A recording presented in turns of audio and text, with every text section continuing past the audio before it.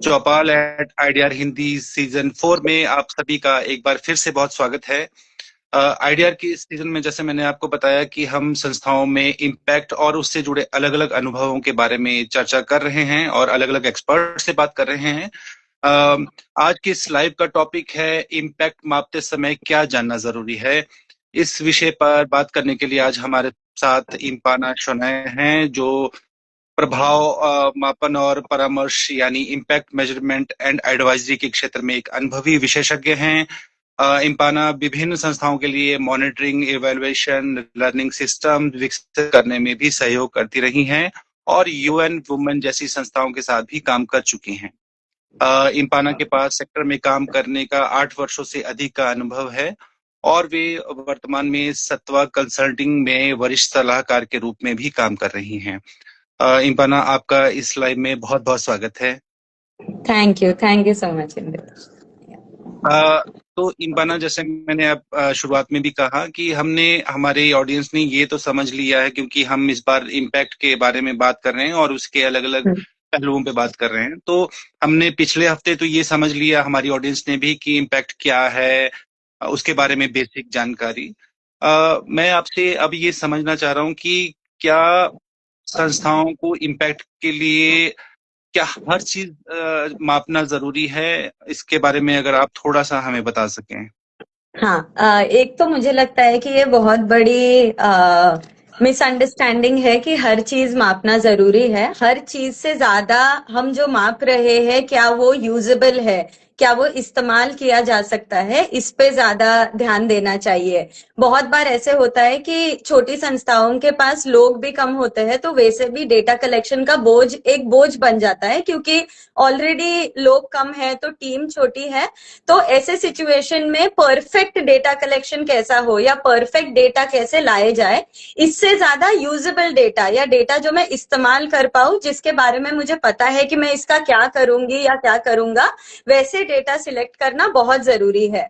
और जब हम इम्पैक्ट डेटा कलेक्शन की बात करते हैं तो मैं अगर एग्जाम्पल दूं कि कौन सा डेटा हम अवॉइड कर सकते हैं। अगर हम एजुकेशन की बात कर रहे हैं, जहां रेमिडियल स्कूल्स चल रहे हैं, बहुत बार हमें दिखता है कि हम अटेंडेंस का डेटा लिए जा रहे हैं, है ना, और वो डेटा हम एमआईएस में भी फीड कर रहे हैं हर रोज के अटेंडेंस का। But instead of that data, अगर उस डेटा के बजाय हम ये देखें कि हर 3 महीने में स्टूडेंट्स की इंप्रूवमेंट कितनी बड़ी है, तो आपका जो आप डेटा एंटर कर रहे हो वो 30 दिन से लेके 2 दिन तक हो जाता है, बट आप ऐसा इंसाइट ला रहे हो या आप ऐसी चीज को जांचना चाह रहे हो जो आपको वाकई में आपके आउटकम्स या इम्पैक्ट की ओर इंडिकेशन देगा या आपको बताएगा कि आप किस तरफ जा रहे हो। तो इसीलिए इस डेटा पे ध्यान दिया जाए जो डेटा इस्तेमाल करने लायक हो, ना कि परफेक्ट या एकदम सोचा समझा हो। इसमें क्या कुछ और भी उदाहरण दे सकते हैं आप इसके बारे में? हाँ, ऑफ कोर्स। तो एजुकेशन की बात हुई, जैसे अटेंडेंस हुआ, अगर हमें स्किलिंग की या हेल्थ, बहुत बार ऐसे होता है कि छोटी संस्थाओं को एज अ कम्युनिटी एंट्रेंस की किसी कम्युनिटी में एंटर करने के लिए हेल्थ कैंप जैसे एक्टिविटीज की जाती है, या ये हेल्थ कैंप रेगुलरली होना बहुत जरूरी होता है, पर वो एक लॉन्ग टर्म एक्टिविटी की तरह नहीं देखा जाता। तो इन कैंप्स में इसके बजाय कि हम हर एक इंसान का नाम ले, वो भी जरूरी है, पर उनकी सारी डिटेल लेने के बजाय क्या हम थोड़ी डिटेल ले सकते हैं और कैंप से बाहर जाने वाले हर व्यक्ति को 1-2 सवाल पूछे जाए कि क्या आप जिस चीज के लिए आए थे आपको उसकी मदद मिली, और फिर से ये कैंप होगा तो आप आना चाहोगे या नहीं। तो हम अगर इसके बारे में सोचे और समझे कि कौन सा डेटा हम आगे जाके इस्तेमाल नहीं करेंगे, है ना, इससे ज्यादा कि कौन सा डेटा वेस्ट होगा। ऐसे भी हो सकता है कि बहुत सारी संस्थाएं ऑलरेडी डेटा ले रही है, तो मेरी ये सलाह है कि आप साल में 1 बार या 2 बार अपने डेटा को देखें और एक्चुअली समझे कि ये 50 डेटा पॉइंट में से मैंने कितने ऐसे डेटा पॉइंट्स है जो बिल्कुल ही यूज नहीं किए हैं, या जिसका मेरे समझने में, अपने प्रोग्राम को समझने में कोई योगदान ही नहीं है, ना रिपोर्टिंग लेवल पे, ना टीम के अंडरस्टैंडिंग लेवल पे। तो ऐसे डेटा को आप धीरे धीरे निकालते जाए। तो जैसे आपका डेटा सोर्स क्लियर होते जाएगा उतना ही आपको इम्पैक्ट समझना भी ज्यादा आसान होता जाएगा।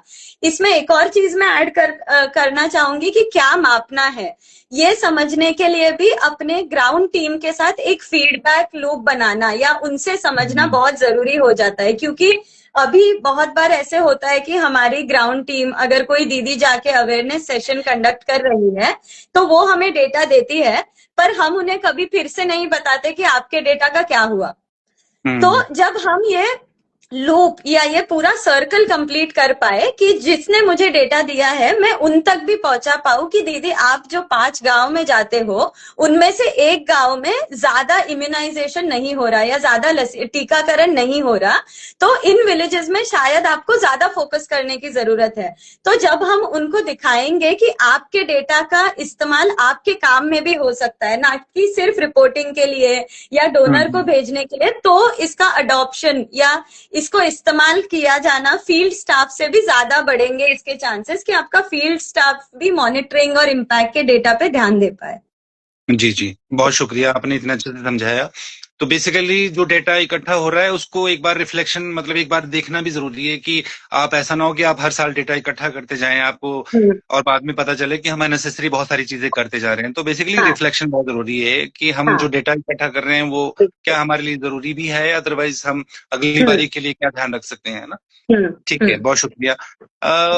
आगे मैं ये पूछना चाहता हूँ कि क्या इम्पैक्ट हमेशा स्केल पर जाना चाहिए या गहराई भी इम्पैक्ट होती है? मैं गहराई भी इम्पैक्ट दोनों तरीके के हो सकते हैं, कोई गलत या कोई सही नहीं है, पर दोनों उतने ही ज्यादा जरूरी है। मुझे लगता है कि हम सब में ही ये एक अंडरस्टैंडिंग डेवलप हुई है कि जो चीज स्केल पे होती है उसी चीज से इम्पैक्ट देखा जा सकता है। पर ये बहुत जरूरी है समझना कि जो ग्रास रूट पे छोटा छोटा काम भी हो रहा हो, अगर कोई संस्थाएं सिर्फ 4 गांव के साथ या 5 गांव के साथ पिछले 10 साल से काम करती आ रही हो, तो वो 5 गांव भी उतने ही जरूरी है जितनी कोई और संस्था पूरे जिले में प्रोग्राम कर रहा हो। तो ये बिल्कुल भी हम ना कंफ्यूज करें कि स्केल और गहराई दो अलग चीजें हैं या एक दूसरे से कम जरूरी या ज्यादा जरूरी है। तो मुझे लगता है कि स्केल और हमारा भी जितना भी स्केल हो उसमें भी हमारे लिए हमेशा स्कोप होता है कि हम क्वांटिटेटिव और क्वालिटेटिव इम्पैक्ट को अलग से देख पाए। मतलब अगर मैं एक गांव में भी अगर काम कर रही हूँ तो उस एक गांव का मैं क्वांटिटेटिव यानी कि न्यूमेरिकल गुणात्मक, what is the word Indresh please add, quantitative numbers भी मैं देख सकती हूँ कि उस गांव में क्या क्या बदला। हाँ, संख्यात्मक और गुणात्मक जो क्वालिटेटिव इंसाइट्स है। ऐसा नहीं कि मैं एक गांव में काम कर रही हूँ तो मैं सिर्फ गहराई देखूं, है ना, मैं नंबर्स ना देखूं। तो मैं कहना चाह रही हूँ कि हर एक संस्था, हर एक ऑर्गेनाइजेशन ये दोनों का बैलेंस का इस्तेमाल कर सकती है और उसी से आपकी इम्पैक्ट की नैरेटिव या आप जो अपने इम्पैक्ट के बारे में बताना चाह रहे हो वो उसी से स्ट्रांग होगा। तो और मैं एक भी क्लैरिफिकेशन देना चाहती हूँ, जैसे हम बहुत बार समझते हैं कि क्वालिटेटिव डेटा कलेक्ट करने का मतलब होता है कि टेस्टिमोनियल्स या केस स्टडीज कलेक्ट करना, पर यह जरूरी नहीं है कि हर क्वालिटेटिव डेटा किसी एक इंसान के बारे में हो या 2 शब्द हो या 2 वाक्य हो जो उन्होंने कहे हैं। तो आप ये भी देख सकते हो, समझ सकते हो, जैसे अगर मुझे कोई एग्जाम्पल देना हो स्किल डेवलपमेंट का कि आपने एक 10-15 गांव में महिलाओं के लिए कोई स्किल डेवलपमेंट का काम किया है ना, तो एक तो चीज है कि आप बताओ कि कितना पैसा जनरेट हुआ, इन महिलाओं को कैसे मदद हुई। पर दूसरी चीज हम ये भी देख सकते हैं कि क्या किसी एक गांव के ग्रुप को मैं मैप करके ये बताऊं कि इन महिलाओं का एक्सेस कैसे बदला। तो ये आपकी क्वालिटेटिव गुणात्मक जो इंसाइट्स है, इससे आपकी स्टोरी टेलिंग बेहतर बनेंगे कि जब महिलाओं के हाथ में पैसे जाते हैं तो सिर्फ उनका इनकम नहीं बढ़ता, पर उनकी एक्सेस, उनकी डिसीजन मेकिंग पावर, वो गांव में कहाँ कहाँ जा सकती है, वो पहले अगर शाम में बाहर जाती थी वो अभी जा पाती है या नहीं। बहुत सारी औरतें होंगे जो इन प्रोग्राम से पहले कभी एटीएम पे नहीं गई हो, पर अभी क्योंकि उनके पास कोई पैसा है जो वो अकाउंट से निकाल पाए वो एटीएम में जाने लगी है। तो आप इन सारे प्रोसेस ओरिएंटेड चीजों पे भी ध्यान दे सकते हो, क्योंकि जो ग्राउंड पे काम होता है, और मुझे ये लगता है कि क्वालिटेटिव तरीके से या गहराई से इम्पैक्ट समझने की कोशिश करने में छोटे ऑर्गेनाइजेशंस अपने काम को भी ज्यादा अच्छे तरीके से दिखा सकते हैं। क्योंकि हम जब हेल्थ की बात करते हैं या एग्रीकल्चर प्रोग्राम्स की बात करते हैं या इवन एजुकेशन प्रोग्राम की बात करते हैं, इन सब प्रोग्राम्स में जितना आउटकम जरूरी है उतना ही प्रोसेस भी जरूरी है। और ये प्रोसेस है जहां पे छोटी संस्थाएं ज्यादा काम करती है और ज्यादा ठीक से समझती है। तो क्वालिटेटिव इवैल्यूएशन में या क्वालिटेटिव इम्पैक्ट समझने में हमें मौका मिलता है कि हम हमारा काम और हमारी समझ भी हमारे नंबर्स के पास, नंबर्स के साथ ही साथ दिखाए हमारे डोनर्स को, हमारे ऑडियंस को और हमारे लोकल स्टेक होल्डर्स को भी, कि कभी कभी आपकी गुणात्मक स्टोरी आपकी कम्युनिटी। मैं इसलिए भी ये सवाल पूछना चाह रहा था आपसे, क्योंकि क्या होता है कि बहुत जो छोटी छोटी ऑर्गेनाइजेशंस हैं, मान लीजिए एक ही जिला में काम कर रही है, कुछ ब्लॉक्स में काम कर रही है, उनके सामने जब उनसे बात करते हैं तो उनका कई बार ये शिकायत होती है कि जब हम कुछ गांव में काम करते हैं, कुछ ब्लॉक्स में काम करते हैं, और जब हम सरकार के पास या किसी और ऑर्गेनाइजेशन के पास हम अपना प्रपोजल लेके जाते हैं या फंडर के पास भी प्रपोजल लेके जाते हैं, तो उनकी कंप्लेंट, मतलब उनकी शिकायत ये होती है कि आप बहुत छोटा सैंपल आपका काम करने का है, तो हमें स्केल बढ़ा नहीं सकते क्योंकि उतना पैसा है नहीं। तो फिर कई बार वो थोड़ा डिमोरलाइज भी हो जाते हैं उस ऐसी स्थितियों में। तो आप ऐसी संस्थाओं को क्या कहना चाहेंगे, मतलब जब जो ऐसी छोटी संस्थाएं हैं जो स्केल और खास तौर से स्केल से संबंधित चीजों से जूझती हैं? हाँ, हाँ, मैं ये तो नहीं कहूंगी कि आप डोनर का कहना दिल पे मत लीजिए, क्योंकि मुझे पता है कि अगर उन्हें काम करना है तो वो डोनर जरूरी है ना। पर मैं ये कह सकती हूँ कि जब आप इम्पैक्ट गहराई से देख रहे हो, तो अगर कोई डोनर आपको कह रहा है कि स्केल नहीं है, तो आपका ये नैरेटिव हो सकता है, पर मैंने इतना सीख लिया है और मेरे पास मेरे क्वालिटेटिव इम्पैक्ट का प्रूफ है कि मैं स्केल कर सकता हूँ। अगर आप चाहो कि मैं 5 गांव से मेरे आसपास के 10 गांव में जाऊं, तो मैं जा सकता हूँ, और मेरा क्वालिटेटिव इम्पैक्ट मेरा प्रूफ है कि मुझ में ये एबिलिटी है। तो मैं चाहूंगी कि हम कंटिन्यू करते रहे कि क्वालिटेटिव इम्पैक्ट छोटी संस्थाएं फिर भी डॉक्यूमेंट करे, क्योंकि जब वो इस लेवल पे आ जाए कि वो स्केल करने के लिए रेडी हो, तब उनके पास बहुत सारा प्रूफ होगा दिखाने के लिए कि हमें पता है ये कैसे करना है। और ये चीजें, ये कॉन्फिडेंस क्वालिटेटिव स्टोरी से ही ज्यादा बिल्ड हो सकता है हमारे सेक्टर में या हमारे पीयर्स में, ऐसा मुझे लगता है। तो बिल्कुल भी नहीं समझना चाहिए कि इस साल मैं सिर्फ 15 महिलाओं के साथ या 50 बच्चों के साथ काम कर रही हूँ, तो मैं डॉक्यूमेंट नहीं करूंगी कि मेरे लर्निंग्स क्या है। ये बहुत जरूरी है कि मैं उस काम के बारे में भी बैठ के सोचूं, मेरे टीम के साथ बात करूं कि क्या इस साल कुछ अलग हुआ, आपने देखा कि हमारे काम के वजह से कुछ नया हुआ। वो बात बाहर वालों को बहुत छोटी लग सकती है, पर आप समझते हो कि आपके कॉन्टेक्स्ट में वो कितनी जरूरी है। आपका स्ट्रेंथ है आपका कॉन्टेक्स्ट। तो इसीलिए मैं कहूंगी कि अगर आप छोटे स्तर पे भी काम कर रहे हो, आपको गहराई से इम्पैक्ट को डॉक्यूमेंट करना और उसको हर साल या रेगुलरली आप जिस भी इंटरवल में करते हो, वो बिना रोके करना उतना ही जरूरी है। थैंक यू इबाना, आपने बहुत अच्छे से ये समझाया। एक चीज जो आपने ये क्वालिटेटिव और क्वांटिटेटिव, गुणात्मक और संख्यात्मक के बारे में भी कही, थोड़ा अगर आप ये बता सकें कि दोनों कब जरूरी होते हैं, अगर आप थोड़ा उदाहरण के साथ अगर समझा पाए, मतलब हालांकि आपने कुछ कुछ बातें उसके बारे में कही हैं, लेकिन अगर आप थोड़ा उदाहरण के साथ आपको बता सकें कि कब जरूरी होती है बेसिकली।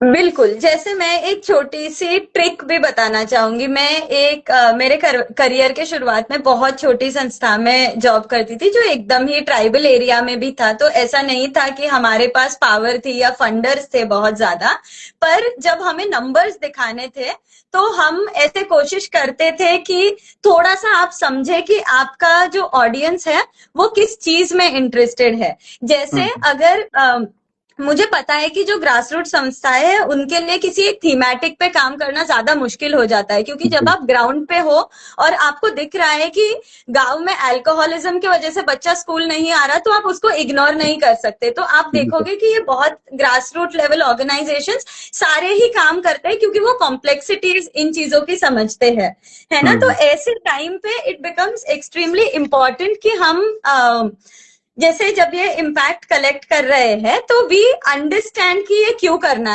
है ना। ये क्वालिटेटिव इंसाइट से मुझे क्या मिलेगा। तो अगर मैं कहूँ कि मैं किसी गांव में नरेगा के जो काम है वो जी। फॉर्म्स भरने के लिए लोगों को मदद कर रहा हूँ, है ना। तो एक नंबर है कि आप लिख सकते हैं कि मैंने 50 लोगों को मदद की।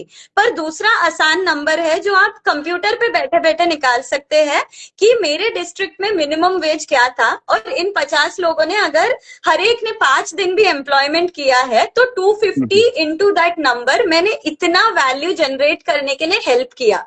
तो जब हम बैठ के ठीक से हमारे इंडिकेटर्स को देखते हैं तब हम समझ पाते हैं कि कोई एक इंडिकेटर है जिसको मैं सेकेंडरी डेटा से भी समझ के मेरा क्वांटिटेटिव और स्ट्रॉन्ग कर सकता हूँ, या मेरे जो नंबर्स है वो और स्ट्रॉन्ग कर सकता हूँ। तो ये जरूरी है कि हम हमेशा, मैं कहूंगी कि बैलेंस, ये एक बैलेंस बना रहे, संतुलन बना रहे कि ऐसे नहीं कि मैं बस गहराई से इम्पैक्ट देख रही हूँ तो मैं सिर्फ केस स्टोरीज बताऊंगी।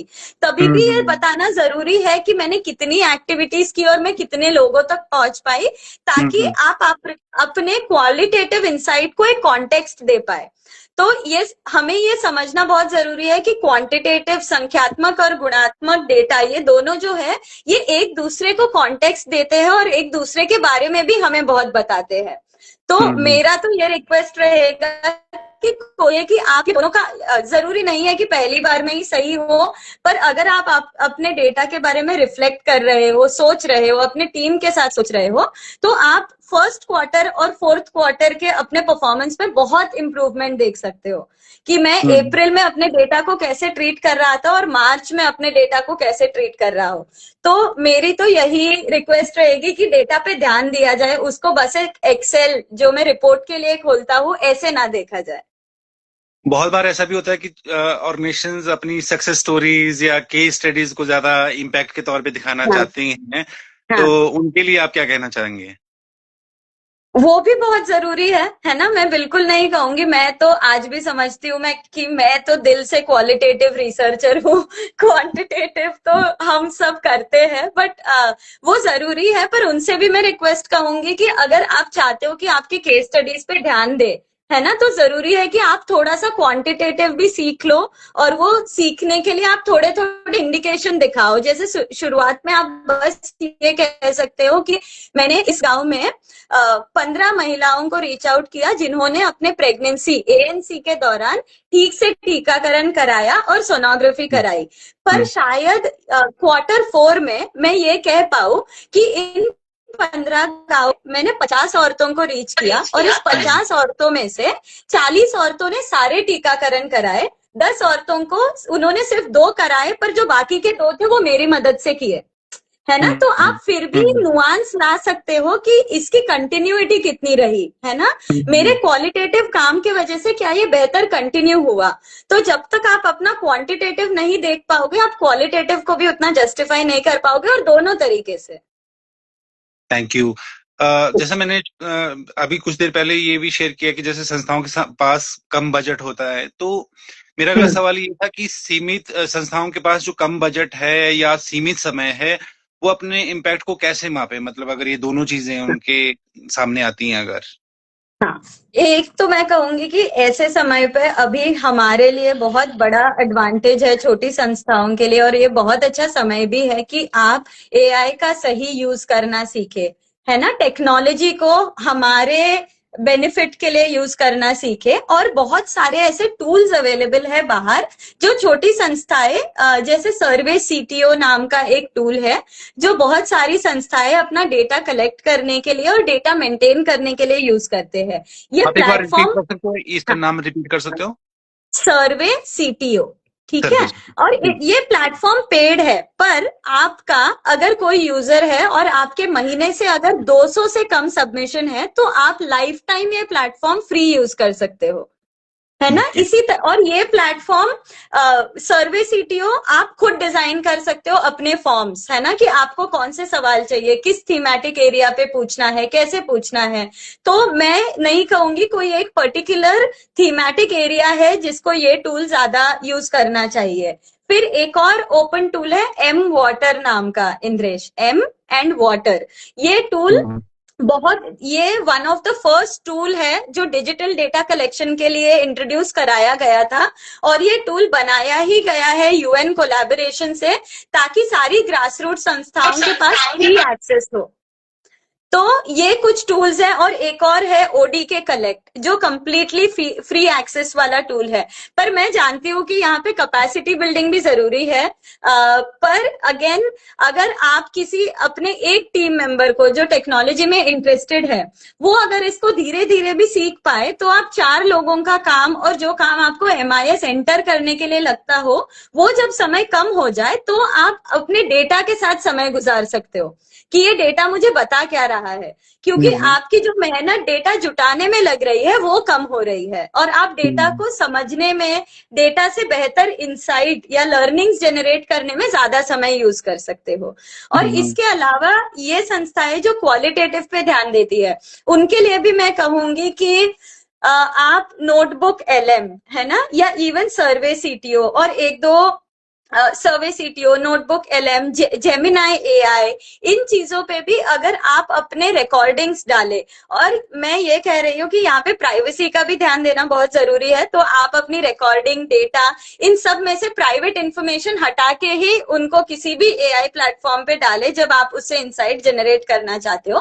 पर आप बहुत इजीली ये कर सकते हो कि अगर आपकी कोई फील्ड वर्कर अगर फार्मर्स के साथ जाके सेशन ले रहे हैं या हैंड होल्डिंग दे रहे हैं, और जैसे मैंने सर्वे सीटीओ, एम वाटर कहा, इन सब में भी इंद्रेश एक ऑप्शन है जहां पे मैं voice recording as a reply collect कर सकती हूँ, है ना। ओके। तो ओके। क्या मैं वो सारे वॉइस रिकॉर्डिंग्स अपलोड करके देख सकती हूँ कि क्या कोई अच्छी केस स्टडी मुझे प्रोसेस पॉइंट ऑफ व्यू से दिख रही है ना, और फिर मैं उस पे मेरे इनसाइट डाल के बिल्ड करूं।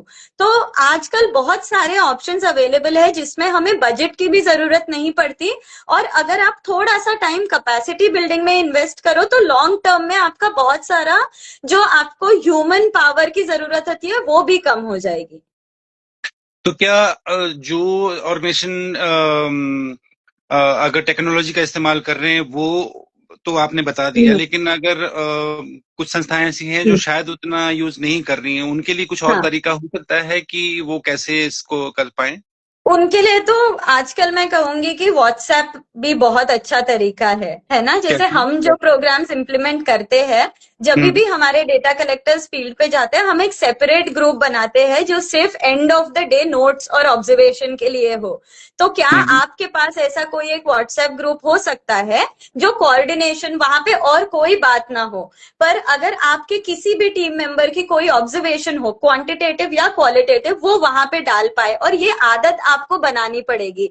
हम जब कहते हैं कि हमें इम्पैक्ट में बेहतर होना है, तो हमें ये भी रिकग्नाइज करना पड़ेगा कि हमें वो डिसिप्लिन या वो कैपेसिटी बिल्डिंग के लिए भी एफर्ट लगाना होगा, तभी हम वहां तक पहुंच पाएंगे जहां हम हमारा एफर्ट जस्टिफाई कर पा रहे हैं। तो ये हो सकता है कि हम आदत लगाए कि हर फ्राइडे को मेरी हर एक टीम मेंबर एक 50 वर्ड्स का मैसेज डालेगी कि इस महीने का रिफ्लेक्शन या इस हफ्ते का रिफ्लेक्शन क्या है। और ये हम्म। आप अपने सहूलियत से डिसाइड करें कि आपको लगता है कि आपके काम में अगर महीने में एक बार ये काफी है, तो आप महीने में एक बार करें, या ओके। आप गूगल फॉर्म भेज दे अपने स्टाफ को कि आप मंथ एंड पे ये भर दे। तो हम्म। मुझे लगता है कि ये छोटी छोटी चीजें भी है। और एक चीज है कि जब भी आप इम्पैक्ट कलेक्ट करें, तो उसी के साथ साथ उस इम्पैक्ट का रिफ्लेक्शन की भी हैबिट साथ में बिल्ड करें, कि हम्म। हर महीने या हर 3 महीने में मैं टीम के साथ में बैठ के इस इम्पैक्ट को बेहतर समझने की कोशिश करूंगा, या इस डेटा को बेहतर समझने की कोशिश करूंगा। जरूर सर। हाँ, कुछ आप कह रहे थे, प्लीज आप बोलिए। नहीं, एक सवाल दिख रहा था मुझे कि हाँ हाँ। Awareness session. हाँ, हाँ, मैं वही तो पढ़ने वाला था। हाँ, तो आपने पढ़ा है सवाल? हाँ हाँ, कि जो लोग हाँ अवेयरनेस प्लीज। सेशन करते हैं कम्युनिटीज में, वो अपना इम्पैक्ट कैसे पता करें, है ना। तो अगर हम फिर से हमारे कॉन्वर्सेशन पे जाए कि क्वांटिटेटिव और क्वालिटेटिव, तो क्वांटिटेटिव इम्पैक्ट की तरफ से आप, मैं कहूंगी कि इससे ज्यादा कि हर हफ्ते कितनी महिलाएं आ रही है, अगर आप ये ऑब्जर्व करें कि क्या ऐसा एक महिलाओं का ग्रुप है जिन्होंने आपके सारे सेशंस अटेंड किए हो, है ना। और अगर आप अवेयरनेस सेशन में ये सिखा रहे हो कि हेल्थ पे, इनका हेल्थ पे काम है या ये नहीं इन्होंने है। मेंशन नहीं किया ऐसा। हाँ। हाँ, नहीं तो मैं एग्जाम्पल दे देती। ठीक है, अगर हम हेल्थ पे कर रहे हैं, अगेन मैं इस चीज पे जैसे माल न्यूट्रिशन पे बहुत काम होता है ना, बहुत सारी संस्थाएं करती है। तो अगर मैं माल न्यूट्रिशन पे अवेयरनेस सेशन देने जा रही हूँ, और मेरे अवेयरनेस सेशन 5 सेशंस है, जिसमें मैं एएनसी केयर, जैसे गर्भवती महिला के केयर से लेके स्तन मतलब ये ब्रेस्ट फीडिंग कैसे होता है वहां से लेके, अगर मैं चाइल्ड के इम्यूनाइजेशन तक आऊं, तो क्या मैं ये देख सकती हूँ कि मेरे प्रेगनेंसी केयर के सेशन के बाद कितने महिलाओं ने जाके पीएचसी में रजिस्टर किया। आपको हम्म। ये खुद को सवाल पूछना पड़ेगा कि मेरे इस सेशन के बाद मैं कौन सा बदलाव देखना चाहता हूँ, और उस बदलाव पे सवाल पूछे, ना कि सेशन पे सवाल पूछे। हाँ, तो अर्जुन जी ने बताया कि वो कम्युनिटी में सेल्फ कॉन्फिडेंस बढ़ाने पे काम करते हैं बेसिकली। हाँ, तो अगर कहिए कि हम यूथ के साथ सेल्फ कॉन्फिडेंस बढ़ाने के लिए काम कर रहे हैं, और ये 10 to 16 एज ग्रुप के यूथ के साथ काम कर रहे हैं, तो एक ऑब्जेक्टिव ये हो सकता है कि मुझे इनका कॉन्फिडेंस बढ़ाना है, ताकि ये बच्चे ये हायर बच्चे हायर एजुकेशन में एजुकेशन। जाके ज्यादा बेहतर फील करे। राइट। तो मैं साल के एंड में ये देख सकता हूँ कि मेरे सेशन में अगर 50 स्टूडेंट्स आए, तो उनमें से कितने बच्चे हायर एजुकेशन के लिए गए, और मैं उन बच्चों को जाके 3 सवाल पूछ लूं कि क्या आपको लगता है कि हमारे सेशन का आपको यूज हुआ, और मैं उन डेटा को मेरा इम्पैक्ट के तौर पे प्रेजेंट करूं, तो वो ज्यादा इम्पैक्टफुल हो सकता है, ज्यादा यूजफुल हो सकता है। अर्जुन जी, आई होप कि आपके सवाल का जवाब मिल पाया होगा।